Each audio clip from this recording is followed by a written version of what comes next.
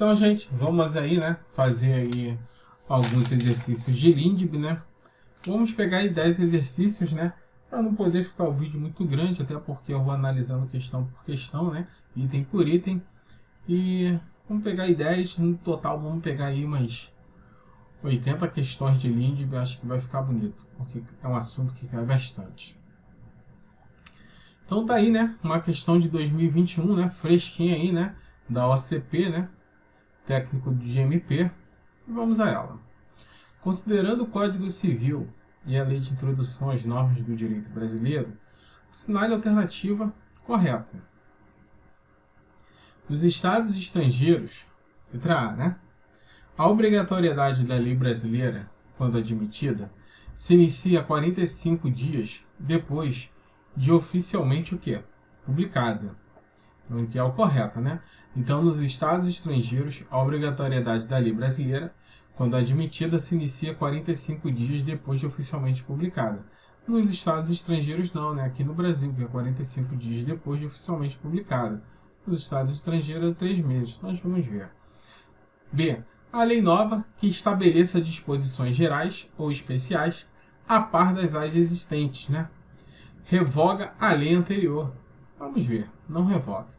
O nome da pessoa não pode ser empregado por outra pessoa em publicações ou representações que exponham o desprezo público, salvo quando não haja intenção difamatória, mesmo havendo difamação difamatória. Quando a lei dispuser que determinado ato é anulável, sem estabelecer prazo para pleitear-se a anulação, será este de 2 anos, a contar o quê? Da data da publicação, né? Da data da conclusão do ato. Usando essa resposta, né? Quando a lei dispuser que determinado ato é anulável, sem estabelecer um prazo para pleitear-se a anulação, será este prazo de 2 anos, a contar da data da conclusão do ato. Os prazos de prescrição podem ser alterados por acordo das partes. Então vamos aqui, né? Letra D é a nossa resposta. Então vamos analisar aí, né? Cada questão aí. Vamos aí. Então tá aqui, né? Salvo os casos em que o legislador expressa na lei a vigência da norma, a lei entrará em vigor 45 dias após a sua publicação. Aonde? No território nacional. Então tá aqui, né? No território nacional. E vem aqui, né? No estrangeiro, 3 meses. Então, no território nacional, é de 45 dias, enquanto no estrangeiro, de 3 meses. Ele está dizendo lá que, nos estados estrangeiros, a obrigatoriedade da lei brasileira, quando admitida, se inicia 45 depois de oficialmente publicada, e sim no território nacional, e não no estrangeiro, porque no estrangeiro são de 3 meses. Os dias são contados de forma corrida, incluindo o primeiro dia da publicação, bem como o último dia da vigência no dia subsequente, seja feriado ou finais de semana. A lei nova, que estabeleça disposições gerais ou especiais, a par da já existência, revoga a lei anterior. Vamos ver? Está aqui, né? O parágrafo 2º do artigo 2º, né, da Lindbe diz assim: a lei nova, que estabeleça disposições gerais ou especiais, a par das já existentes, não revoga e nem modifica a lei anterior. Então é muito claro, né? O parágrafo 2º do artigo 2º da Lindbe diz: a lei nova, que estabeleça disposições gerais ou especiais a par das já existentes, não revoga e nem modifica a lei anterior. Não revoga e nem modifica a lei anterior. Então, a lei nova, que estabeleça disposições gerais ou especiais a par das já existentes, revoga a lei anterior. Não revoga e nem modifica. Olha que lindo. Vamos dar aqui um... Então, olha aqui, ó. Vou pegar a caneta aqui, né? Então, tá aqui, ó. Não revoga e nem modifica a lei anterior.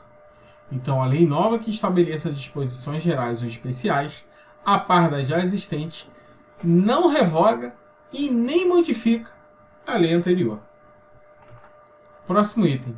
O nome da pessoa não pode ser empregado por outra em publicações ou representações que exponham o desprezo público, salvo quando não haja intenção o quê? Difamatória, né? Então, mesmo que haja difamação, vai ser sim, né? Não pode ser empregado em relação a que exponha o desprezo público, mesmo que não haja intenção difamatória. Então tá aqui, né? Vamos analisar esse slide aqui no todo, né? Então, o artigo 179 do Código Civil nos diz o seguinte: quando a lei dispuser que determinado ato é anulável, sem estabelecer prazo para pleitear-se a anulação, será este de 2 anos. Então tá aqui, né? Quando a lei dispuser que determinado ato é anulável, sem estabelecer, não estabelecer o prazo para pleitear-se a anulação, será este de 2 anos a contar da data da conclusão do ato. Então tá aí, né? Quando a lei dispuser que determinado ato é anulável, então a lei está dizendo que aquele ato é anulável, mas não trouxe um prazo para aquela anulação. Se não estabelecer um prazo para pleitear-se aquela anulação, este ato será o quê? Este ato anulável terá um prazo de 2 anos a contar da data da conclusão do ato. Beleza? Então o artigo 17 nos diz o seguinte aí, né? O nome da pessoa, tá aí o nome da pessoa, não pode ser empregado por outra pessoa em o quê? Em publicações ou representações que expõem ao desprezo público. Então tá aqui, né? O artigo 17 do Código Civil nos diz o seguinte: o nome da pessoa não pode ser empregado por outra pessoa em publicações ou representações que a exponham ao desprezo público, ainda quando não haja intenção difamatória.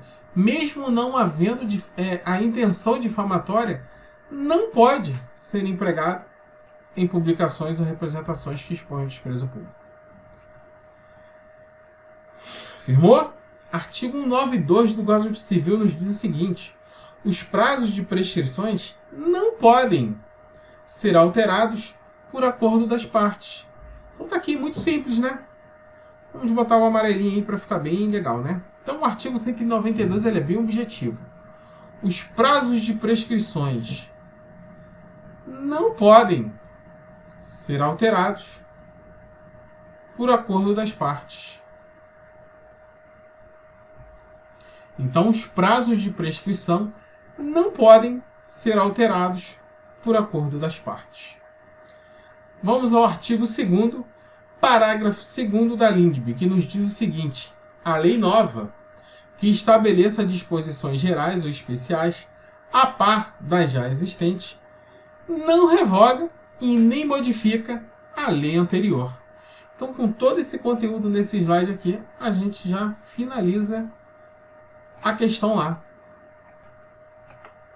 A gente já mata a questão, né? Nós já vimos, né, que a obrigatoriedade da lei, quando admitida, se inicia 45 dias depois da publicação, é no território nacional. No estrangeiro são 3 meses. A lei nova, que estabelece disposições gerais ou especiais a par das já existentes, não revoga a lei anterior nem a modifica. O nome da pessoa não pode ser empregado por outra em publicações ou representações que exponham o desprezo público, nem quando há ou não há intenção difamatória. D. Quando a lei dispuser que determinado ato é anulável, sem estabelecer prazo para pleitear-se a anulação, será este prazo de 2 anos a contar da data da conclusão do ato. Certinha a nossa resposta. E o prazo de prescrições não podem ser alterados por acordo das partes. Então, mais uma questão aí pro ralo. Tenho entendido aí, né? Mais uma questão aí, né? Promotor de justiça substituto. Vamos a ela. Então, de acordo com a Lei de Introdução às Normas do Direito Brasileiro, Decisão acerca da validade de determinado contrato administrativo deve ser tomada considerando-se o quê? Letra A. As circunstâncias práticas que condicionaram a ação do agente público. Então aqui, né, está falando, né, acerca da validade de determinado contrato administrativo que deve ser tomada considerando-se, né, essas alternativas aí, de acordo com a LINDB. Então, letra A já foi, letra B. A forma como os demais contratos eram celebrados no âmbito do órgão. C. A possibilidade de ser utilizada a interpretação extensiva, desde que mantido íntegro o objeto. E a analogia com as normas do direito civil, se o vício resultar de lacuna na lei aplicável. Vamos lá os slides para a gente dar uma lida lá. Artigo 20. Artigo 20 da LINDB nos diz o seguinte, a partir do artigo 20. Nas esferas administrativa, controladora e judicial, não se decidirá com base em valores jurídicos abstratos, sem que sejam consideradas consequências práticas da decisão. Parágrafo único. A motivação demonstrará a necessidade e adequação da medida imposta ou da invalidação do ato, contrato, ajuste, processo ou norma administrativa, inclusive em face das possíveis alternativas.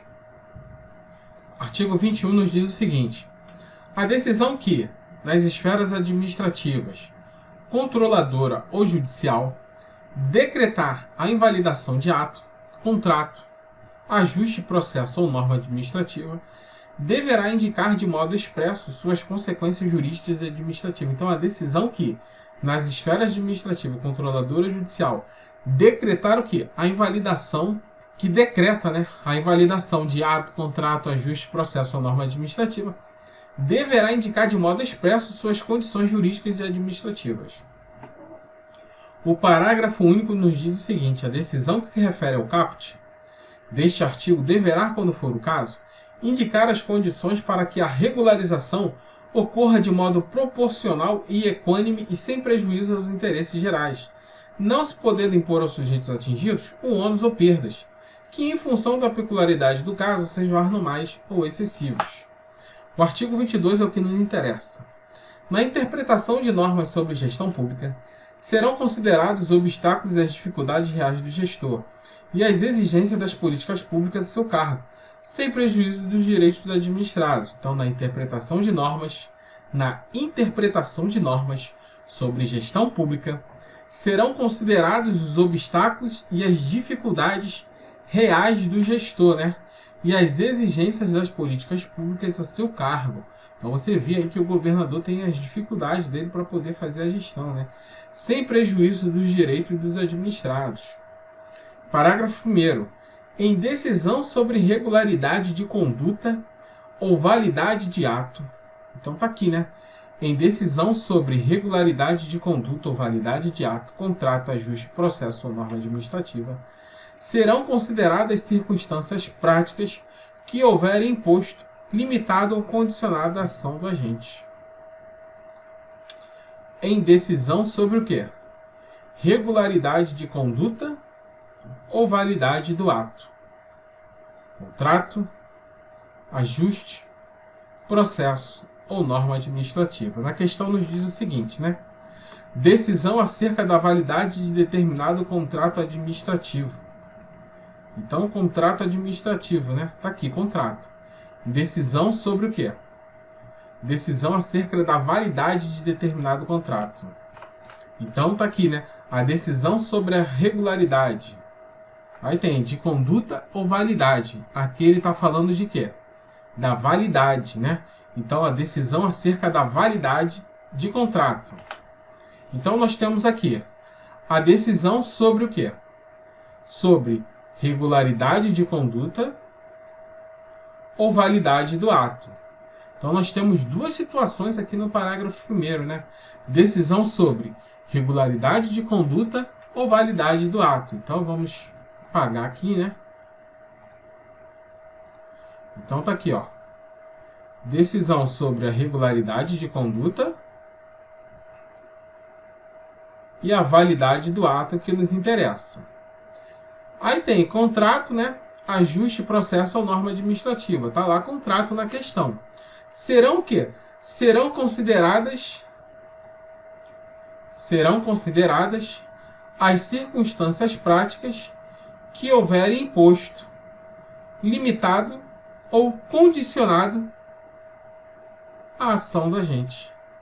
Então, em decisão sobre regularidade de conduta ou validade do ato, que é a questão, de contrato, que é a questão, ajuste, processo ou norma administrativa, serão consideradas as circunstâncias práticas que houverem imposto, limitado ou condicionado à ação do agente.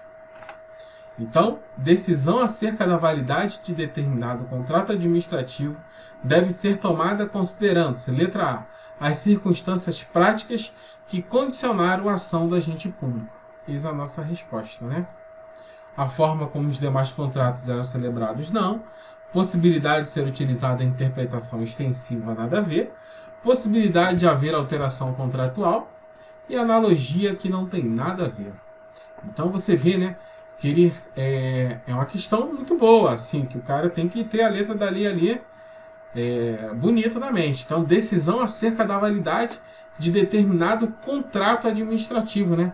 Então, essa parte da LINDB, né, em relação à gestão pública aqui, né, você vê aqui, ó, que o parágrafo 1º, ele traz várias, pode fazer várias questões aqui, né? Então, em decisão sobre regularidade de conduta, né?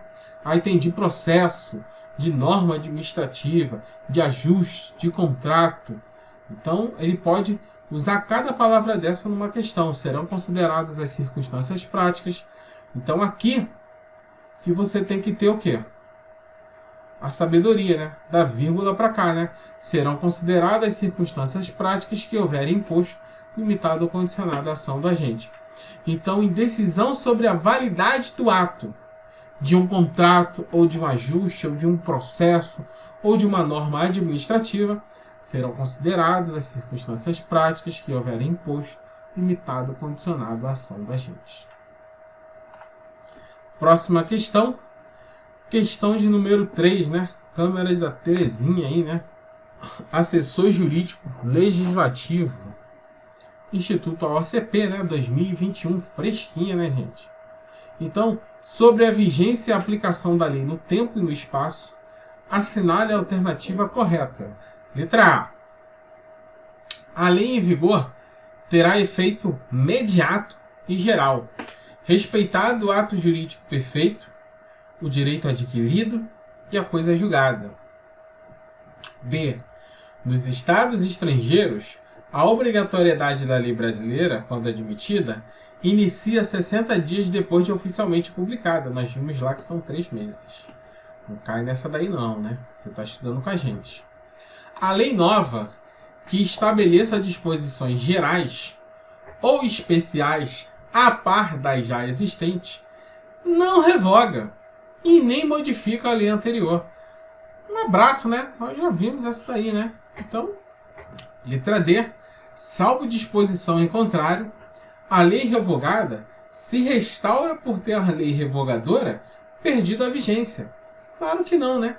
A lei revogada, ela não se restaura por ter a lei revogadora perdido a vigência. Não temos o efeito da repristinação aqui no Brasil. Em regra, não. As correções a textos de lei já em vigor não se consideram lei nova. As correções a texto de lei já em vigor não se consideram lei nova. Considera-se sim, considera-se lei nova. Ou seja, as correções de um texto de lei já em vigor só pode ser corrigido por lei nova. Vamos lá ao nosso resuminho. Então tá aqui, né? O artigo 6º ele nos diz o seguinte, né? A lei em vigor terá o efeito quê? Terá um efeito imediato e geral, respeitado o quê? O ato jurídico perfeito, o direito adquirido e a coisa julgada. Então a lei em vigor ela terá um efeito imediato e não imediato, como diz aqui a questão, né? A lei em vigor terá efeito o quê? Imediato e geral, respeitado o ato jurídico perfeito, o direito adquirido e a coisa julgada. Então ele tirou aqui, gente, na letra A, somente o quê? uma letra. Tirou o I do imediato ali. Olha que maldade. Então a lei em vigor terá efeito imediato. Beleza? Então a lei em vigor terá efeito imediato e geral, respeitados o ato jurídico perfeito, o direito adquirido e a coisa julgada. A letra B nós já vimos, né? Que o estrangeiro e a obrigatoriedade da lei são de 3 meses. Nós já vimos aqui que a lei nova que estabeleça disposições gerais especiais a par das existentes não revoga nem modifica a lei anterior, que é o parágrafo 2º do artigo 2º da LINDO. Salvo disposição em contrário, a lei revogada se restaura por ter a lei revogadora perdida a vigência. Vamos lá. Então está aqui, né? O parágrafo 3º ele nos diz o seguinte. Deixa eu botar aqui. Salvo disposição em contrário, a lei revogada não se restaura. Então está aqui, né? Salvo disposição em contrário, a lei revogada não se restaura por ter a lei revogadora perdido a vigência. Uma posição normativa expressa, né? Então, salvo disposição em contrário, a lei revogada não se restaura por ter a lei revogadora perdido a vigência. Em regra, não se admite o quê? A repristinação. As correções a texto de lei já em vigor não se consideram lei nova. Tá aqui, né? Modificação da lei, né? Vamos tirar, vamos botar aqui um verdinho. Se antes de entrar em vigor, antes de a lei entrar em vigor, ocorreu uma nova publicação de seu texto destinada à correção, o prazo deste artigo e dos parágrafos anteriores começará a ocorrer da nova publicação. Então, se antes de entrar a lei em vigor, então se ela não entrou em vigor, ela está em vacatio legis, ocorrer uma nova publicação de seu texto destinada à correção, o prazo deste artigo e dos parágrafos anteriores começará a correr com uma nova publicação. Então vai ser corrigido e vai dar uma nova publicação à lei. Um novo prazo. Parágrafo 4º nos diz o seguinte. As correções a texto de lei já em vigor considera-se o quê? Lei nova. Então a lei já está em vigor, o texto de lei já está em vigor, considera-se a lei nova. Beleza? Então tá aí, né? A lei não se considera lei nova, considera-se assim. Próxima questão, questão de número 4, né? 2021, questão de promotor. Então essa questão aí, gente, eu vou pular porque ela é uma questão bem polêmica, né? Eu não concordo muito com ela, né? Tem aí, não sei se o site vai revisar essa questão aí, né? Se alguém entrou com recurso, mas não concordo muito com ela. Tem alguns itens aí que foi dado como errado, eu acho certo, e alguns professores também. Então, vamos deixá-la de lado. Questão número 5. Questão polêmica a gente evita, né? Para não tomar nosso tempo aqui. Diante do que dispõe a lei de introdução às normas do direito brasileiro, assinale a alternativa incorreta. Então ele quer incorreta, né? Na 5, né? Então a decisão que, nas esferas administrativa, controladora ou judicial, decretar a invalidação de ato, contrato, ajuste, processo ou norma administrativa, deverá indicar de modo expresso suas consequências jurídicas e administrativas.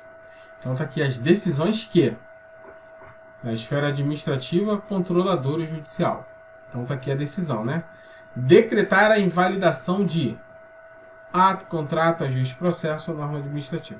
Deverá indicar de modo expresso suas consequências jurídicas e administrativas. Letra B. Na interpretação de normas sobre gestão pública, serão considerados os obstáculos e as dificuldades reais do gestor e as exigências das políticas públicas a seu cargo, ainda que em prejuízo dos direitos dos administrados. Letra C. Em decisão sobre regularidade de conduta ou validade do ato, contrato, ajuste, processo ou norma administrativa, serão consideradas circunstâncias práticas que houverem imposto, limitado ou condicionado à ação do agente. Então ele quer a alternativa incorreta, né?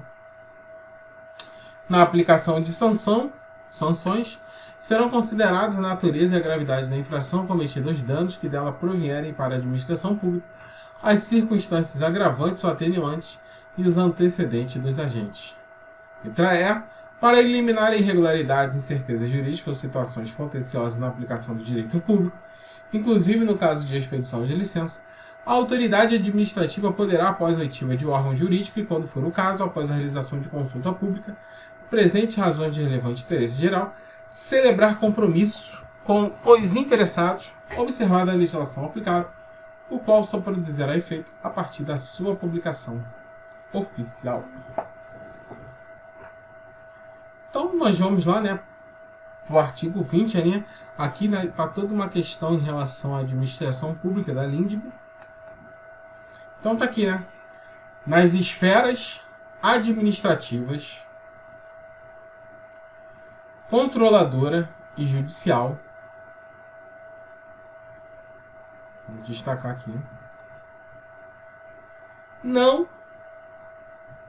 se decidirá com base em valores jurídicos abstratos. Então, nas esferas administrativa, controladora e judicial, não se decidirá com base em valores abstratos, sem que sejam consideradas as consequências práticas da decisão. Então, nas esferas administrativa, controladora e judicial, não se decidirá com base em valores jurídicos abstratos, sem que sejam consideradas as consequências práticas da decisão.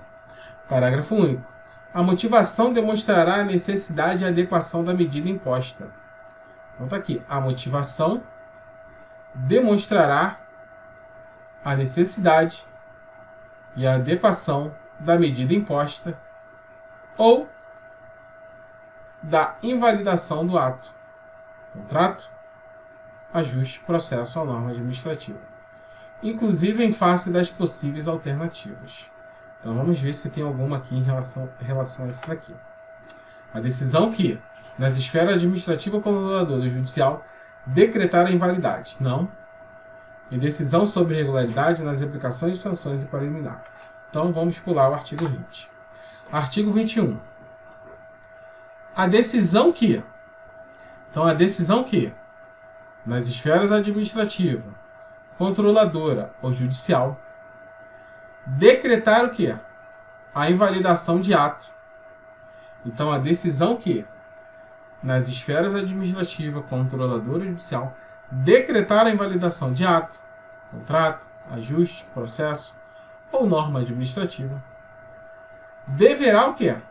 Indicar de modo expresso suas consequências jurídicas e administrativas. Então, a decisão que, nas esferas administrativa, controladora e judicial, decretar a invalidação de ato, contrato, ajuste, processo ou norma administrativa, deverá indicar de modo expresso suas consequências jurídicas e administrativas. Então, a decisão que, letra A, nas esferas administrativa, controladora e judicial, decretar a invalidação de ato, contrato, ajuste, processo ou norma administrativa, deverá indicar de modo expresso suas consequências jurídicas e administrativas. Deverá indicar de modo expresso suas consequências jurídicas e administrativas. Então, letra A, está certinha a questão. Na interpretação de normas, em decisão sobre irregularidade de condutas, na aplicação de sanções e para eliminar irregularidades. Então, a decisão a que se refere o caput deste artigo deverá, quando for o caso, indicar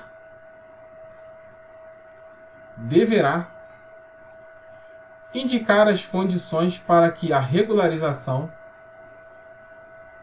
ocorra de modo proporcional e equânime, sem prejuízo aos interesses gerais. Então, né, a decisão que se traz refere-se ao caput, né, essa decisão aí, né, que deverá indicar de modo expresso suas consequências jurídicas e administrativas, deverá indicar as condições para que a regularização ocorra de modo que proporcional e equânime e sem prejuízo aos interesses gerais, não se podendo impor, tá aqui, né? Não se podendo o quê?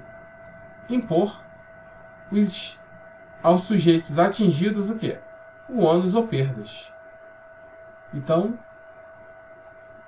não se podendo impor aos sujeitos atingidos o ônus ou perdas, que em função das peculiaridades do caso, sejam anormais ou excessivos.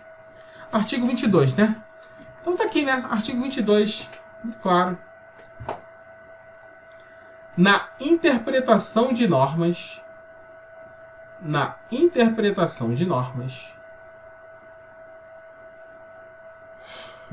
sobre o quê? Sobre gestão pública. Então, na interpretação de normas sobre gestão pública, serão considerados o quê?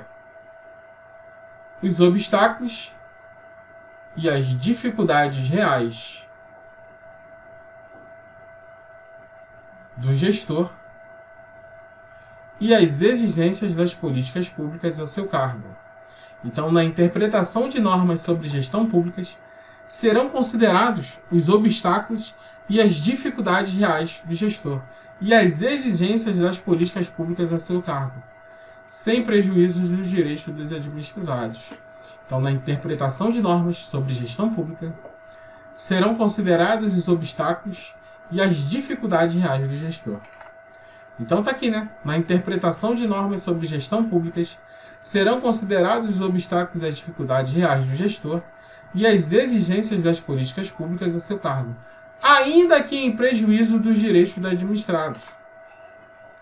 Então, ó, serão considerados os obstáculos e as dificuldades reais do gestor e as exigências das políticas públicas a seu cargo, sem prejuízo dos direitos dos administrados. Ainda que em prejuízo dos direitos administrados, não, né? Eis a nossa resposta, né? Letra B, de bola. Na interpretação de normas sobre gestão pública, serão considerados os obstáculos e as dificuldades reais do gestor e as exigências das políticas públicas a seu cargo. Ainda que não. Está aqui. Sem prejuízo dos direitos dos administrados. Então, na interpretação de normas sobre gestão pública, serão considerados o quê? Serão considerados os obstáculos e as dificuldades reais do gestor. E as exigências das políticas públicas. Então, a interpretação de normas do gestor serão consideradas 3 características: os obstáculos, as dificuldades reais do gestor e as exigências das políticas públicas a seu cargo. Sem prejuízo, então está aqui o pulo do gato, sem prejuízo dos direitos administrados. Em decisão sobre regularidade de conduta ou em decisão de validade do ato, de contrato, ajuste, processo ou norma administrativa, serão consideradas as circunstâncias práticas que houverem imposto, limitado ou condicionado à ação do agente.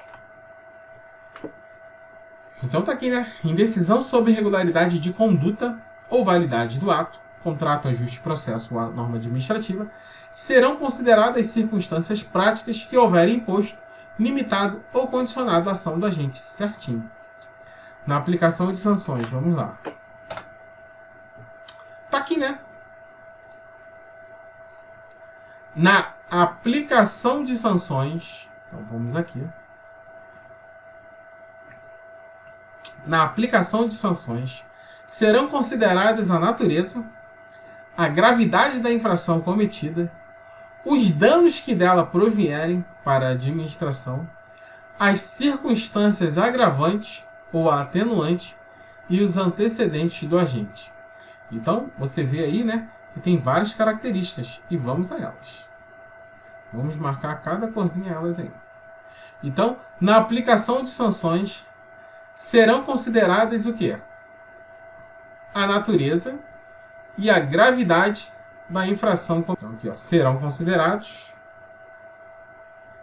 Então, nas aplicações de sanções, serão considerados a natureza e a gravidade da infração cometida, os danos que dela provierem para a administração pública.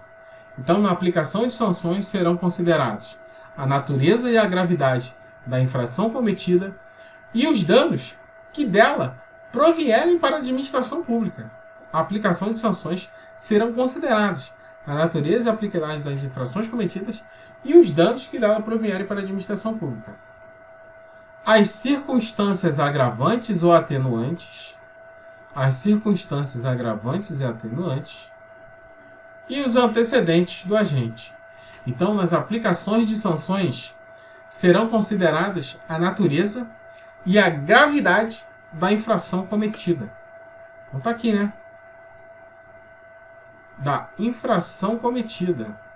Então vai ser considerado o quê? A natureza e a gravidade da infração cometida. Na aplicação de sanções serão consideradas a natureza e a gravidade da infração cometida. Os danos que dela provierem para a administração pública. As circunstâncias agravantes ou atenuantes e os antecedentes do agente. As sanções aplicadas ao agente serão levadas em conta na dosimetria das demais sanções de mesma natureza e relativa aos mesmos fatos. A decisão administrativa controladora judicial que estabelecer interpretação ou orientação nova sobre normas de conteúdo indeterminado, impondo novo dever ou novo condicionamento de direito. Deverá prever regime de transição quando indispensável para que o novo dever ou condicionamento de direito seja cumprido de modo proporcional, equânime, eficiente, sem prejuízo aos interesses gerais. Então tá aqui, né? Na aplicação de sanções serão consideradas a natureza e a gravidade da infração cometida, os danos que dela provierem para a administração pública, as circunstâncias agravantes ou atenuantes e os antecedentes do agente. E para eliminar irregularidades,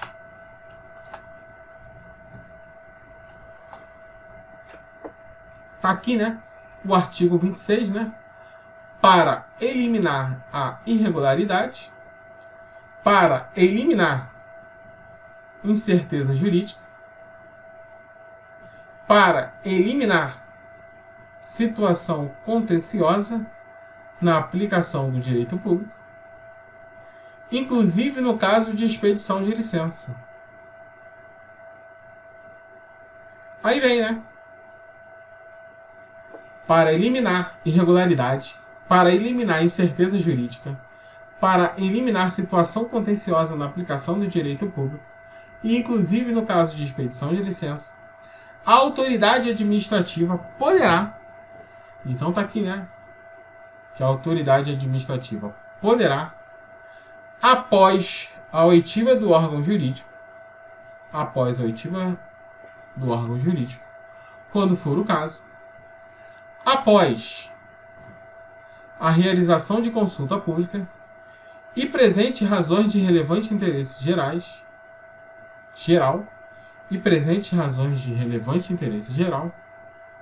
fazer o quê? Celebrar compromisso com os interessados, observada a legislação aplicável, o qual só produzirá efeito a partir da sua publicação oficial. Então, para eliminar irregularidade ou incerteza jurídica ou uma situação contenciosa na aplicação do direito público, inclusive no caso de expedição de licença, a autoridade administrativa poderá, após a oitiva de órgão jurídico, ou após a realização da consulta pública, presentes razões de relevante interesse geral, poderá o quê? Celebrar compromisso com os interessados. Então, ó, poderá o quê? Celebrar compromisso com os interessados, observada a legislação aplicável, o qual só produzirá efeito a partir da publicação oficial. Então, para eliminar irregularidade, incerteza jurídica ou situação contenciosa na aplicação do direito público, inclusive no caso de expedição de licença, a autoridade administrativa poderá, após a oitiva do órgão jurídico e após a realização de consulta pública e presente razões de relevante interesse geral, poderá celebrar compromisso com os interessados, observada a legislação aplicável, o qual só produzirá efeito a partir de sua publicação oficial. Nós vimos aí que a letra B está errada. Mais uma questão para o ralo. Questão de número 6.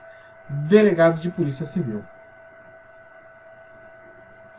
Considerando que dispõe a introdução de normas de direito brasileiro, assinale a alternativa correta.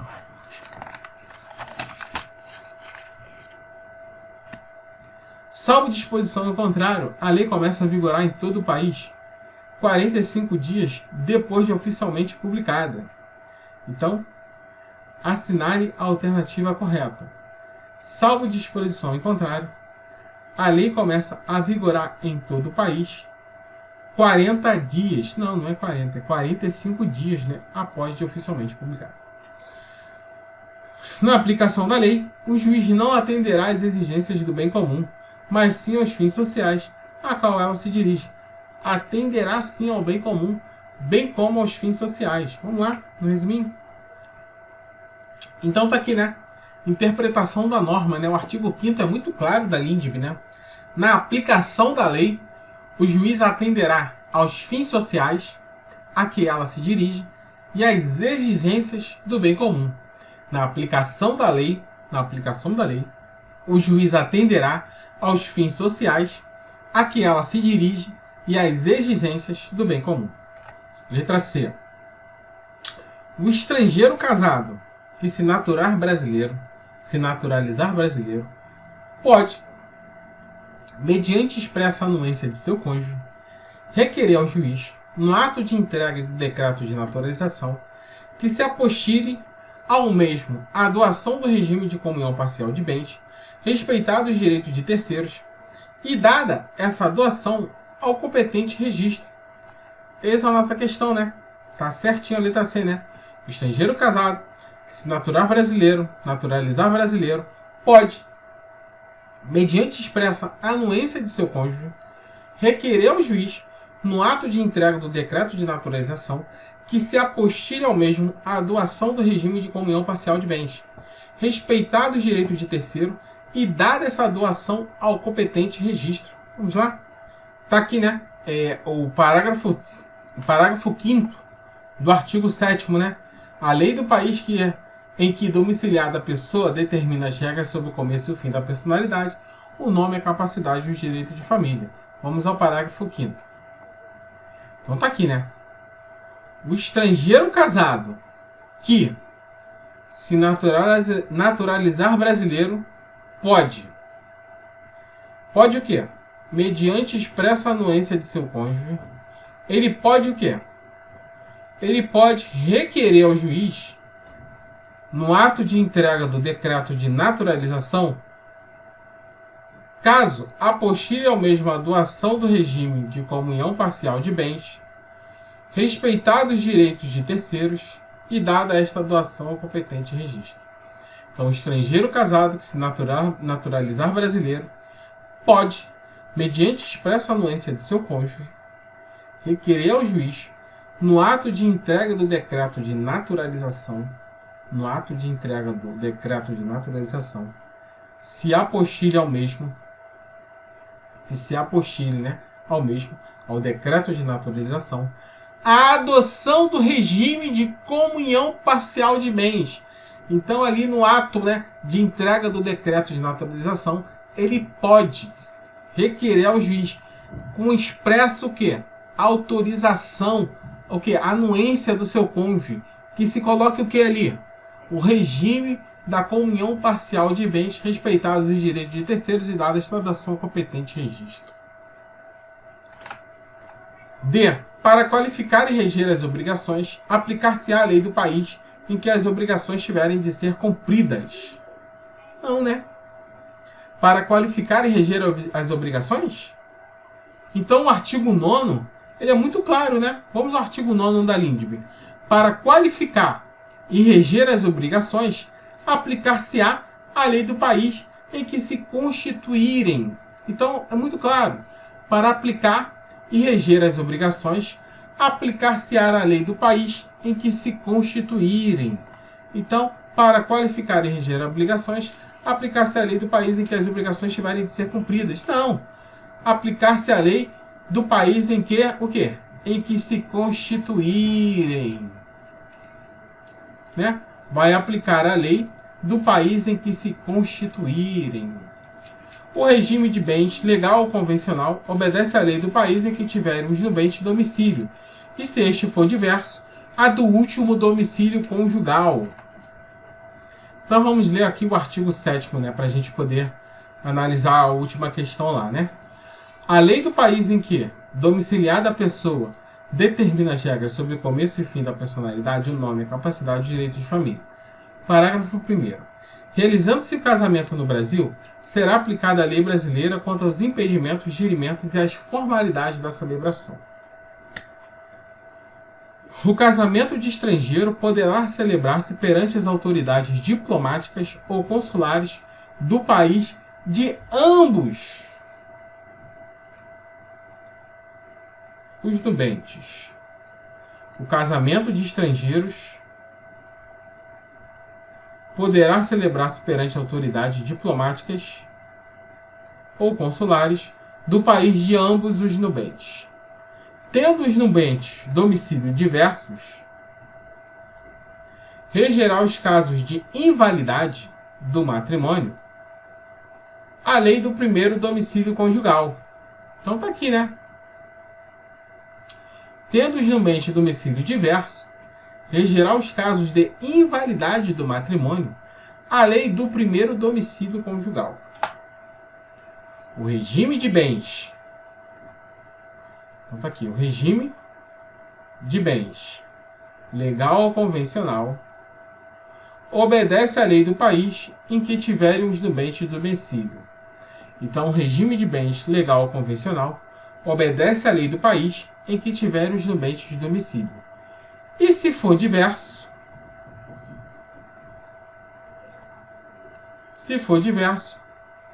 a do primeiro domicílio conjugal.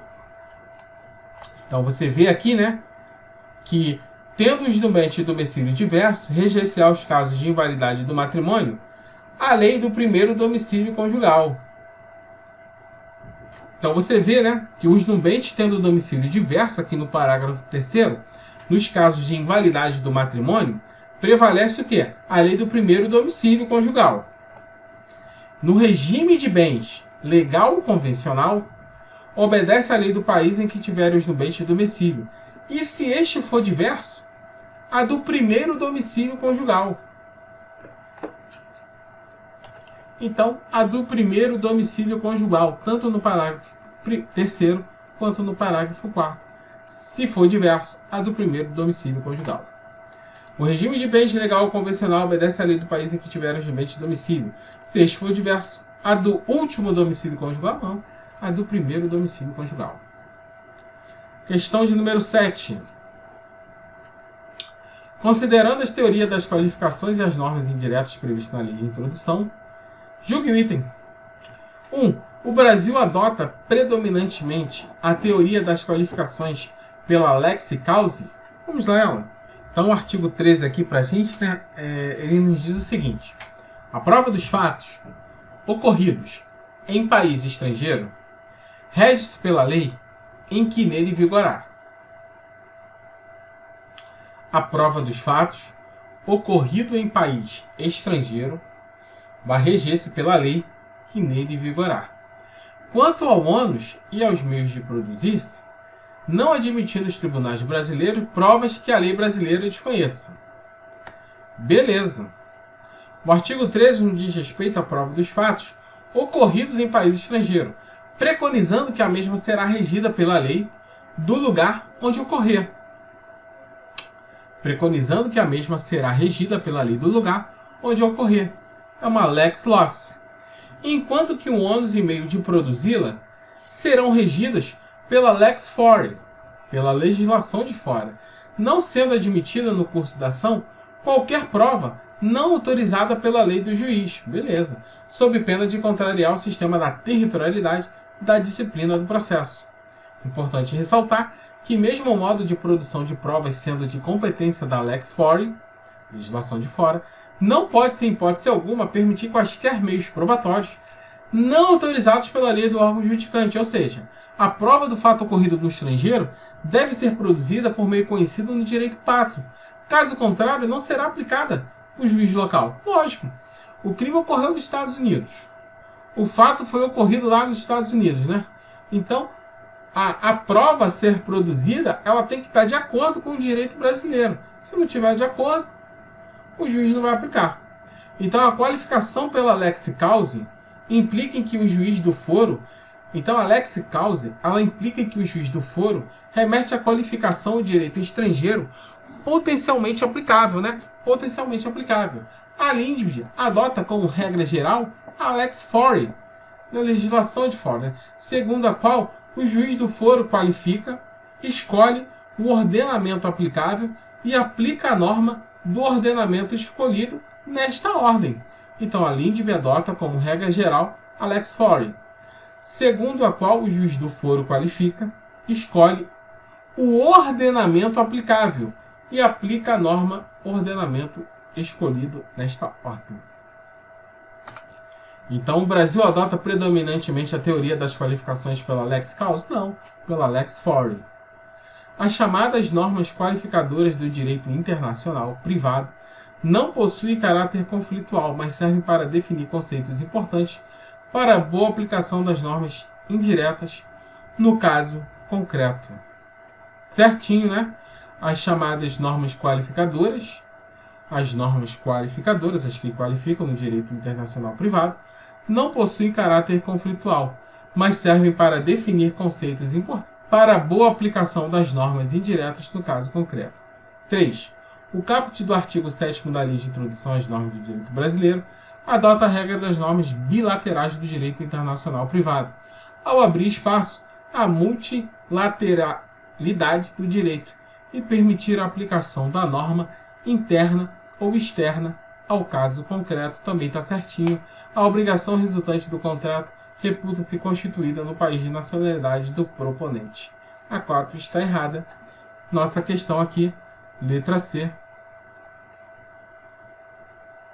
Então está aqui, né? O caput do artigo 7º da Lei de Introdução às Normas do Direito Brasileiro adota a regra das normas bilaterais do direito internacional privado ao abrir espaço à multilateralidade do direito a permitir a aplicação da norma interna ou externa ao caso concreto.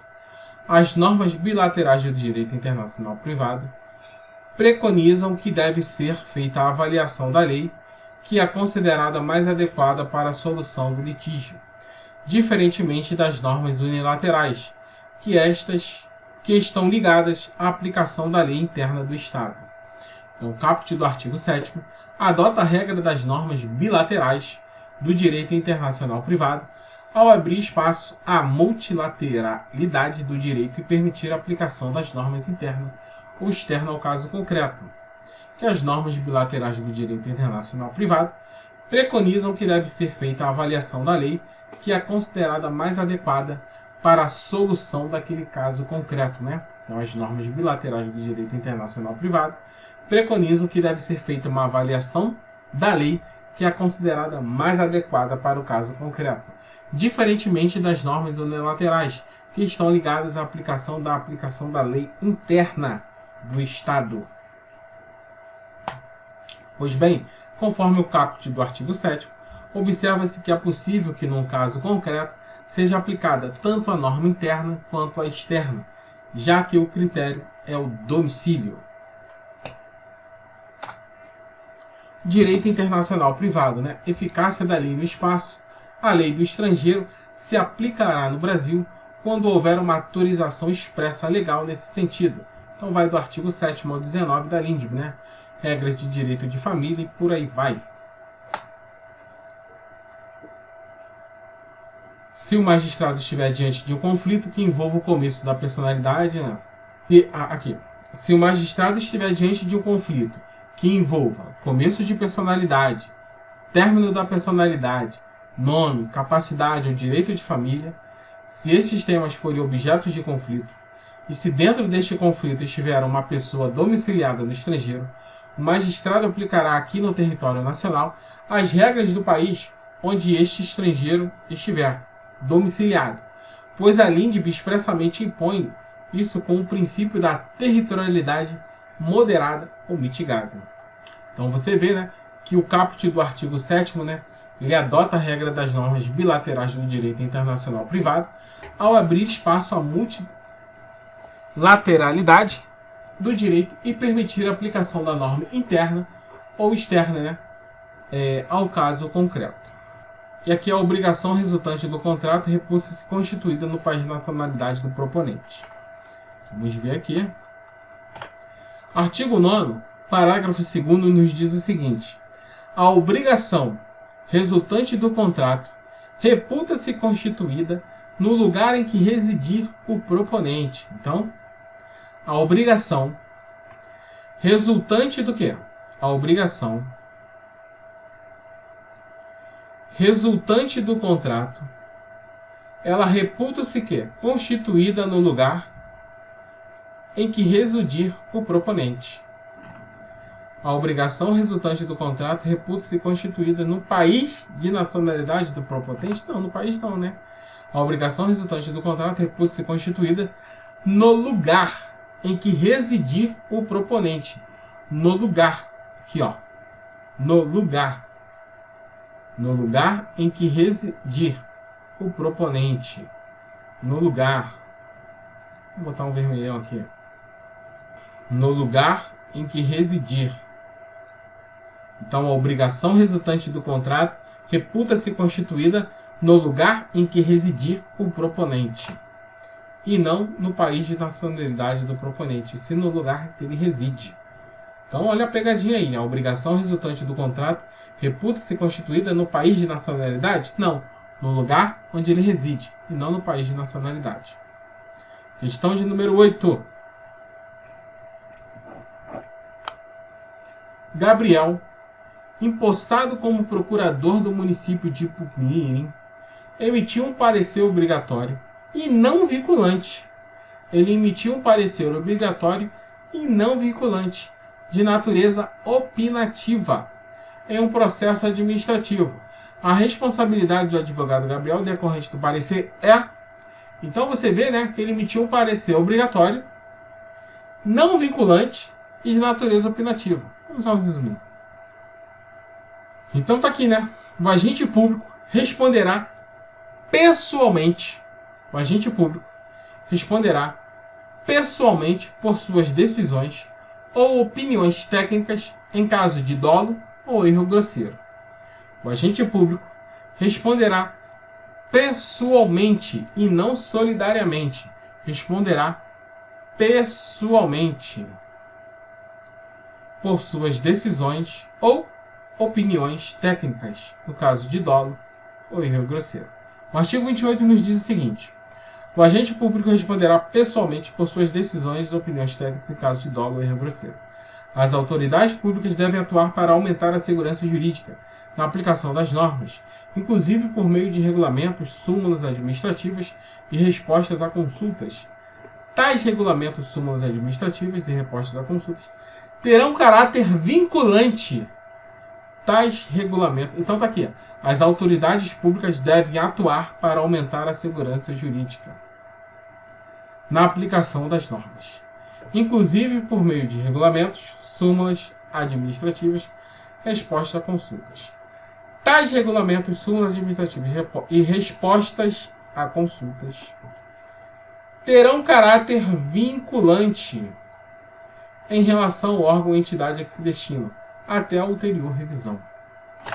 Então, tá aqui, ele emitiu um parecer obrigatório e não vinculante, de natureza opinativa, em um processo administrativo. A responsabilidade do advogado legal decorrente do parecer é solidária? Não.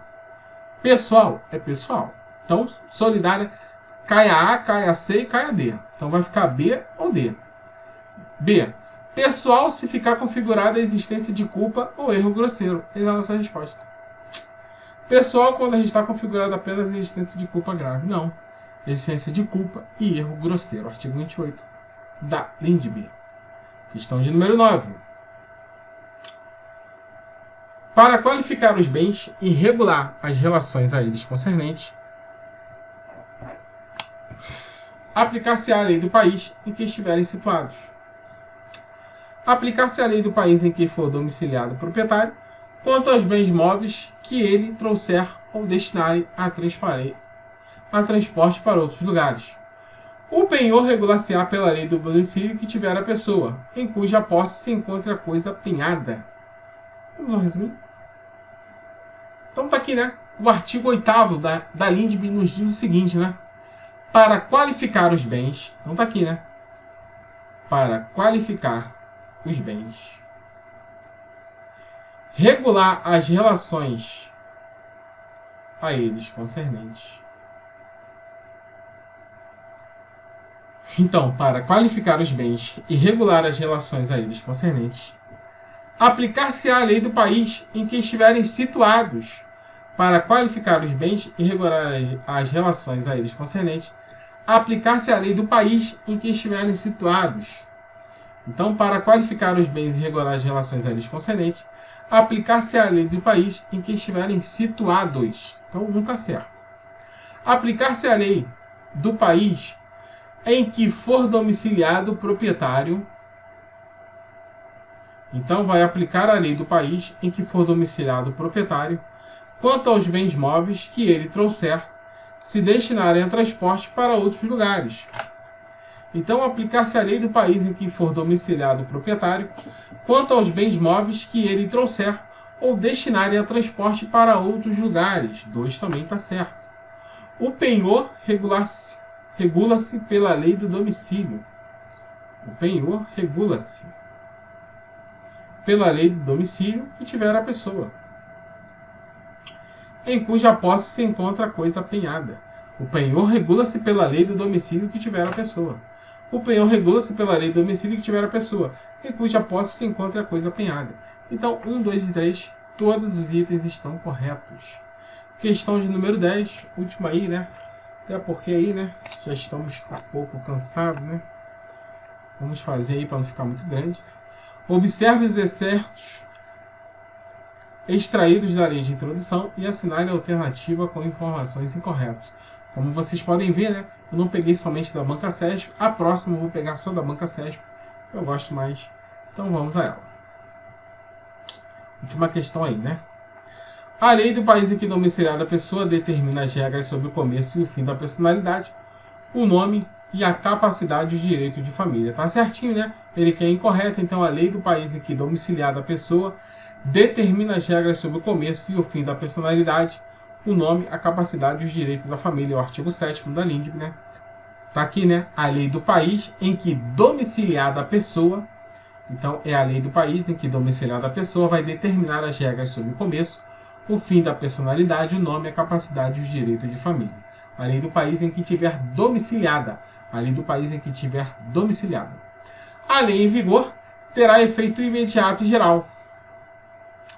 Não atingirá, entretanto, salvo disposição impressa em contrário, as situações jurídicas definitivamente constituídas e execução do ato jurídico perfeito. Então, a lei em vigor terá efeito imediato e geral. Sim. E não atingirá, entretanto, não atingirá, salvo disposição expressa em contrário, as situações jurídicas constituídas à execução do ato jurídico perfeito. Lógico, não vai atingir a execução do ato jurídico perfeito. Certinho. Na aplicação da lei, nem do ato jurídico perfeito, nem do direito adquirido, e nem da coisa julgada.